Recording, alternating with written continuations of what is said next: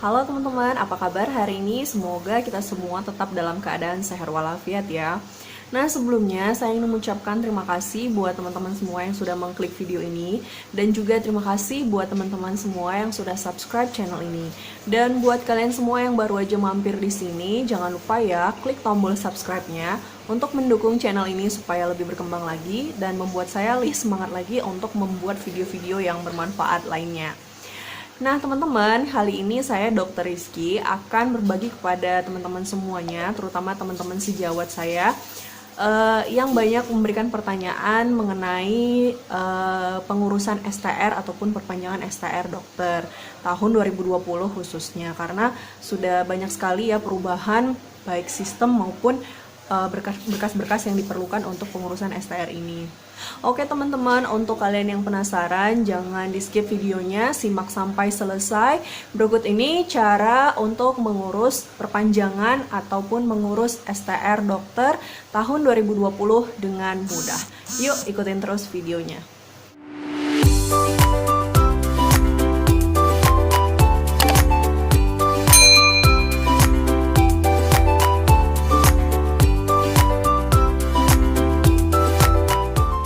Teman-teman, jadi gini, saya baru aja menyelesaikan proses perpanjangan STR saya untuk tahun 2020. Jadi STR saya itu expired di bulan November tahun 2020 dan alhamdulillah prosesnya sudah selesai, tapi masih menunggu fisik STR yang dikirimkan oleh KKI. Nah, sembari pengurusan itu banyak sekali teman-teman saya yang bertanya bagaimana pengurusannya, bagaimana caranya, berkas-berkasnya apa aja, gimana contohnya ya. Banyak sekali pertanyaan-pertanyaan kepada saya yang akhirnya membuat saya berinisiatif untuk membuat video ini supaya mudah-mudahan bisa menjawab pertanyaan teman-teman semuanya.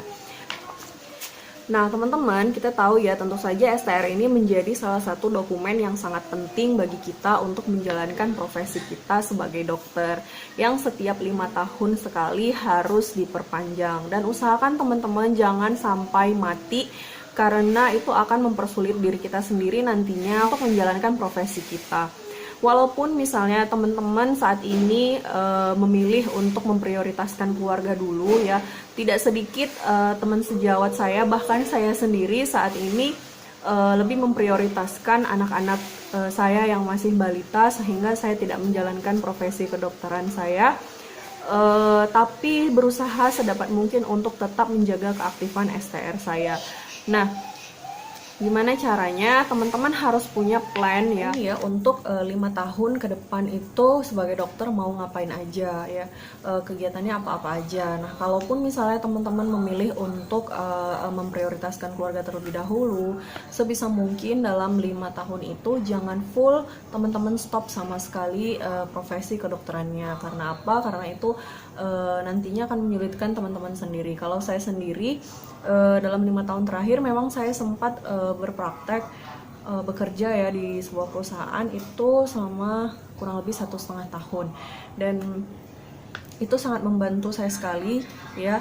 Jadi dalam 1,5 tahun saja saya sudah mencapai target poin SKP yang ditargetkan begitu. Apalagi kalau teman-teman bisa menjalankan profesi ini sampai 5 tahun full, tentunya tidak akan sulit teman-teman untuk menyelesaikan ini.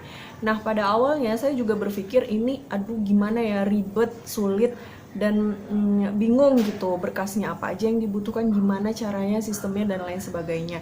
Berkali-kali saya coba ulang dan pelajari berulang-ulang. Bahkan saya sudah download buku petunjuk pengisian borang P2KB-nya, kemudian saya print dan itu halamannya sampai banyak sekali ya, kalau nggak salah ratusan gitu ya. Tapi kayaknya susah gitu memahaminya. Berulang-ulang saya mencoba memahaminya. Namun belakangan terakhir ini ya pahamnya sedikit-sedikit, jadi saya cicil sedikit-sedikit sejak awal gitu ya. Untuk langkah-langkahnya, yang pertama adalah pastikan teman-teman sudah melakukan aktivasi akun di website ID Online. Ya, aktivasi akun ini supaya teman-teman bisa mengakses login ya ke registrasi anggota ya, di ID Online tersebut. Nah, disitulah nanti kita akan melakukan pengisian borang P2KB-nya. Karena di sini kita sudah memasuki era digital, jadi semuanya itu dilakukan dengan sistem online. Nah, setelah itu teman-teman, yang data-data ya, ada banyak sekali data-data yang perlu diisi, mulai dari data pribadi, data praktek, data dokumen, dan lain-lain, sampai data P2KB, itu semuanya ada, ya, seperti ini. Nah, yang perlu di-highlight di sini adalah tentang pengisian data P2KB-nya. Nah, banyak teman-teman yang kebingungan di bagian P2KB-nya ini, bagaimana contoh data-datanya dan lain sebagainya. Nah, perlu teman-teman ketahui sebenarnya ini nggak sulit teman-teman, karena apa? Semua petunjuk teknisnya itu sudah ada disediakan oleh ID. Di website ID online itu di bagian bawahnya sudah tercantum di situ ya, bagian buku petunjuk teknis yang bisa kita download. Nah, contohnya seperti ini teman-teman. Nah, ini judulnya adalah Petunjuk Teknis Pengembangan Pendidikan Keprofesian Berkelanjutan atau P2KB Dokter. Nah, teman-teman, di dalam buku ini itu semuanya sudah lengkap. Mulai dari pengertian istilah-istilahnya, kemudian target-target poin SKP-nya, contoh-contoh plan pengembangan dirinya bagaimana selama 5 tahun, contoh format berkasnya yang selama ini kita bingungkan, itu ternyata ada teman-teman di sini. Jadi saya sarankan untuk teman-teman yang mau registrasi ulang itu sebaiknya download lah buku petunjuk teknis ini ya. Kalau perlu di print. Setelah kita selesai mengisi semua data tersebut di website ID online, kita menghubungi pihak ID cabang setempat untuk melaporkan bahwa kita sudah selesai melakukan pengisian data. Maka selanjutnya pihak ID cabang kita itu akan melakukan verifikasi data-data yang sudah kita input, yang sudah kita masukkan tadi. Ya, kemudian setelah lulus verifikasi, nah di sini menjadi catatan juga teman-teman. Jadi tidak semua data-data yang kita masukkan itu bisa langsung lolos verifikasi teman-teman. Jadi seperti saya itu ada yang beberapa data yang nggak lulus. Artinya nggak lulus di sini maksudnya adalah yang saya anggap misalkan ya di beberapa poin ranah profesional gitu ya, ada kita dalam 1 bulan itu memeriksa pasien sebanyak ratusan pasien gitu ya, tapi yang diterima nggak sebanyak itu. Jadi ada target-target ataupun batas maksimal SKP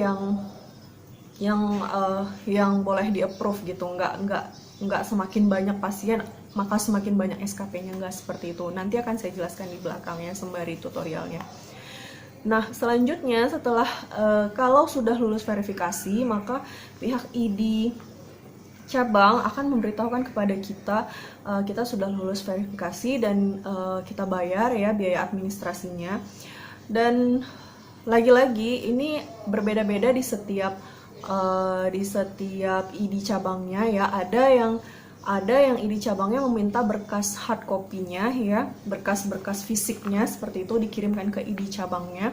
Ada yang tidak, hanya pengisian secara online saja.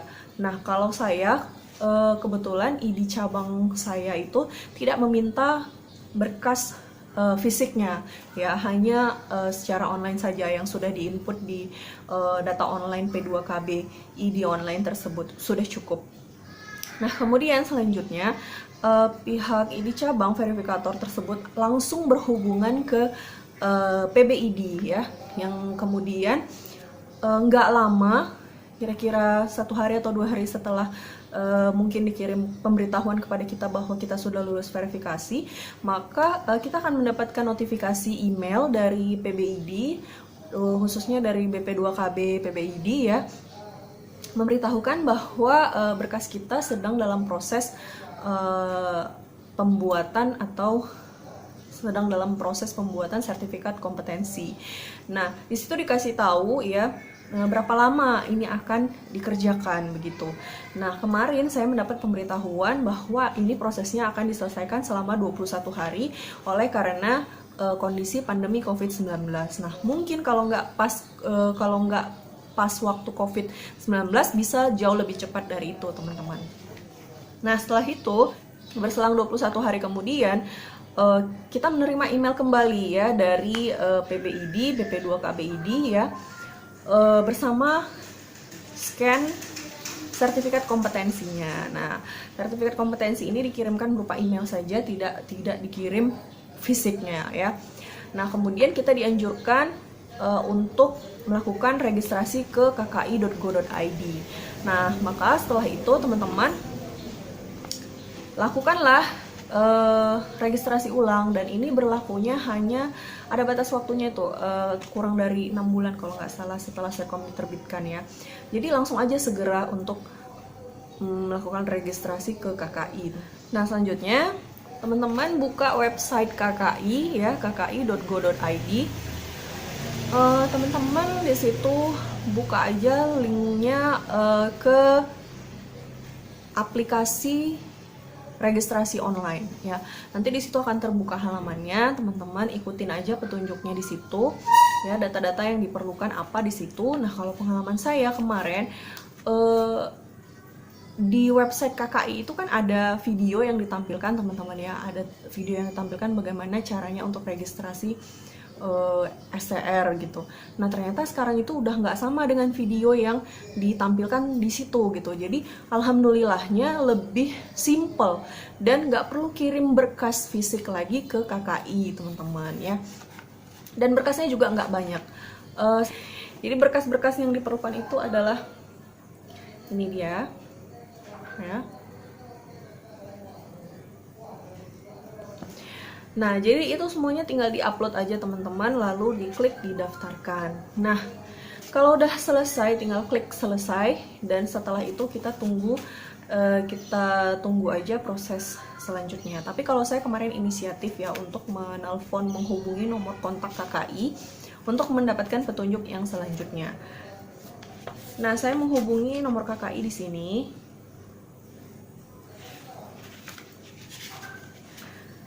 Lalu kita diberi petunjuk bahwa kita akan dikirimkan nomor billing ya untuk pembayaran administrasi.